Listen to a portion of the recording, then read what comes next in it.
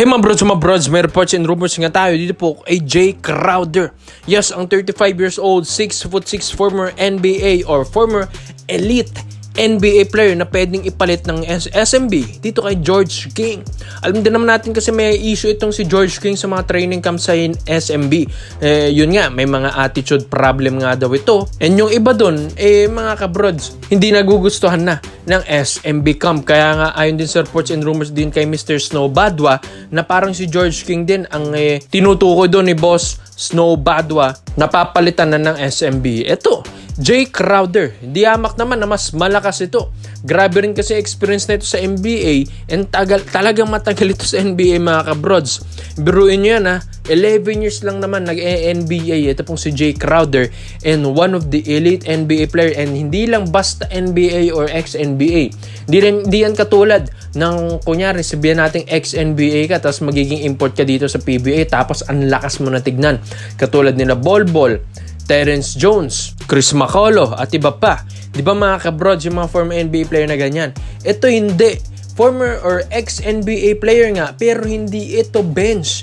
Yung mga sinabi ko kasi kanina, mga bench yan, sila Bol. Ng mga bench player talaga yan mga bros. Ito hindi role player at pwedeng nagiging starting five paminsan dito sa mga Boston, Utah Jazz, Phoenix, Milwaukee, and Sacramento nun. Ito pong si Jay Crowder. Paano ba naman kasi? Shooting guard din kasi ang laruan nito. Talagang gustong-gusto itong patirahin ng coach. Tapos power forward din ang laruan. 2-3 ang laruan nito mga kabrods. Napakatigas din sa ilalim. Magaling sa depensa and sa opensa. Talagang maasahan mo. Ito pong si Jay Crowder. Ang ganda at smooth kasi ng laruan neto ni Jay Crowder. Ang ganda ng bitaw ng tres. Ang ganda bitaw ng perimeter. And marami itong pinahirapan na NBA player mga kabrods. Ang ganda rin ng handles or ball handling skills ni Jay Crowder. Kaya maganda na maipalit ito para kay George King. Ito po sa SMB mga kabrods. At ito, pwede na itong maging stable import ng SMB all throughout the season ngayong Governors Cup 2026. Dahil alam din naman natin kung gaano rin kalakas ito pong si Jay Crowder mga kabrods. Ang dami talagang matutulungan itong SMB players. Lalong-lalo na yung mga ibang maaalat na players. Kaya nga ito yung talagang kaabang-abang na import kung sakaling ma-negotiate ito ng maayos ng San Miguel Beermen. Ngayon kasi naglalaro ito sa Vaqueros de Bayamon dito sa Puerto Rico yan. Dito sa EuroLeague yan. Ito pong si Jay Crowder. So biruin nyo yan ito na yung first kupunan niya na outside from the NBA all throughout his career. Dahil last year lang din naman itong naglaro or last na laro dito sa NBA nung Sacramento Kings. Biruin mo, 1 year lang itong natapos sa kanyang NBA contract. Biruin nyo, sa tagal na itong nagbabasketball, ngayon lang itong naalis sa NBA. Kaya malalaman mo talaga na kapag 11 years kang tumagal sa NBA, isa ka talagang elite NBA player mga brods at di ka rin basta-basta.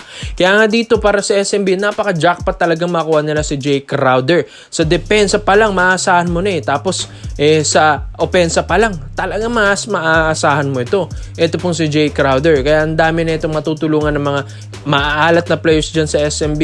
Lalong-lalo na kapag playoffs round, nawawala nga daw mga kabrods. Itong si Jay Crowder, consistent player, magaling na player, at yung kanyang laruan, nandyan pa rin. Kahit manood kayo dyan sa Puerto Rico, dyan sa Vaqueros de Bayamon, ang galing pa rin neto ni Jay Crowder. Andun pa rin yung pagiging NBA player niya. Stay in shape pa rin siya. Kung tutuusin nga, pwede pa itong bumalik sa NBA kahit 35 years old na ito. Veterano kasi ang laro, tapos ang ganda rin ng pangangatawan. Talagang iniingatan niya mga brods ang kanyang conditioning mga kabrods ni Jay Crowder. Kaya ito, panalong-panalong SMB dito kung tutuusin. Kaya komento mo lang po nyo dito mga brods. Jay Crowder to San Miguel Beermen. Dito naman po tayo sa kabilang balita naman natin mga kabrods. Kilala nyo ba? Ito pong si Myles Powell. Yes, yung 6'2", 28 years old, napakabata at prime na prime ng kanyang taon ngayon. Dito naglaro dati sa PBA ng Bay Area Dragons. Yes, ito yung nakalaro lang din naman ng Ginebra ng championship round. Ito pong Bay Area at ang import doon si Myles Powell. And then kasi sa reports and rumors, gustong kunin ito ng Ginebra na maging import nila ngayong Governors Cup 2026. Siyempre, paano na naman si Justin Brownlee? Gusto kasi ng Ginebra na meron silang mga batang import na pwedeng ipalit kay Justin Brownlee in the future, mga kabrods. At mag-e-experiment ng Ginebra ngayong Governors Cup 2026. Ayon din kasi sa reports and rumors, napapalitan muna nila at mag-e-experiment muna ng ibang import ang Ginebra ngayong Governors Cup. And ito, pagpapahingan muna si Justin Brownlee dahil may mga FIBA window dito na paglalaruan yan si JB. Kaya ito pong si Myles Powell, former NBA player lang din naman ito ng Philadelphia 76ers. Tapos, nakalaro na rin ng Ginebra dati noong 2022 to 2023 NBA season ng Commissioner's Cup noon, mga kabrods. And yun, alam na rin yung sistema ng Ginebra. May idea na rin ito paano palanunin ng Barangay Ginebra dahil nakatapat nga niya ng championship round nito. So itong si Myles Powell, napakagaling na player ito, mga kabrods. Kahit sabihin natin 6'2" ang height lang nito, point guard naman din kasing laruan yan. Pero dyan sa Philadelphia 76ers dati, isa ito sa mga talagang inaasahan at nagiging starting 5 pa nga dyan dyan sa 76ers. And maski dito, nung nakalaro ito ng Ginebra dati noong 2023, di ba? Yung Bay Area Dragons, talagang ito yung nagpapahirap sa Ginebra. At maski mga fans dyan sa Philippine Arena dati, talagang napapamangha rin dito sa NBA caliber na itong si Myles Powell. Kaya kung ikaw ay papalitan mo naman si Justin Brownlee, syempre dun ka na sa NBA caliber at talaga may napatunayan na rin dito sa PBA. Itong si Myles Powell, kahit grabe yung crowd ng Ginebra nun, talagang sinusubukan siya. And ito, hindi rin naman ito nagpatinag, nandun pa rin yung kanyang poise, andun pa rin yung kanyang compose pa rin ng laro niya, mga kabros, at gusto pa rin niyang talunin ng Ginebra nun. Kaya ang gusto ng Ginebra ngayon na maging kakampi naman ngayon si Myles Powell at balak nilang ibalik talaga ito ngayong Governors Cup 2026 dahil 28 years old lang ang layo at 10 years ang agwat niyan kay Justin Brownlee, mga kabrods, at yung laruan ni Myles Powell ay bagay na bagay rin para sa Ginebra. Bakit? Ang Ginebra ngayon naghahanap ng mga shooting guard na local. Why not ang import mong gawing mong shooting guard? And katulad nito, mga NBA caliber pa ang makukuha mo. Myles Powell pa, mga kabrods. Kaya pwede maging scorer ito ng Barangay Ginebra, San Miguel, at kung ito yung magiging import ng Ginebra at maibabalik ng Ginebra ngayong Governors Cup 2026, ay ilista mo na ang Barangay Ginebra, San Miguel sa playoffs round dahil alam ko nga ang kakayahan nito ni Myles Powell ay kakaiba rin, mga kabrods. Ang Bay Area Dragons nga, talagang naiangat pa niya yan sa championship round, diba? Dito sa PBA.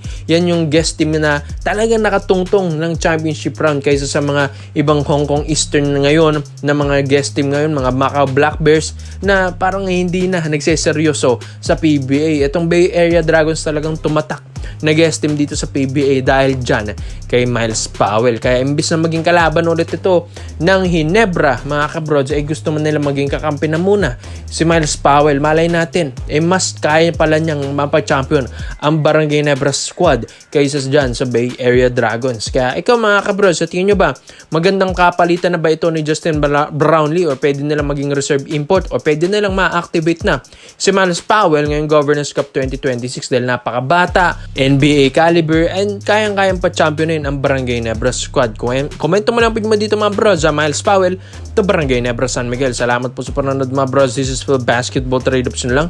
I'm out.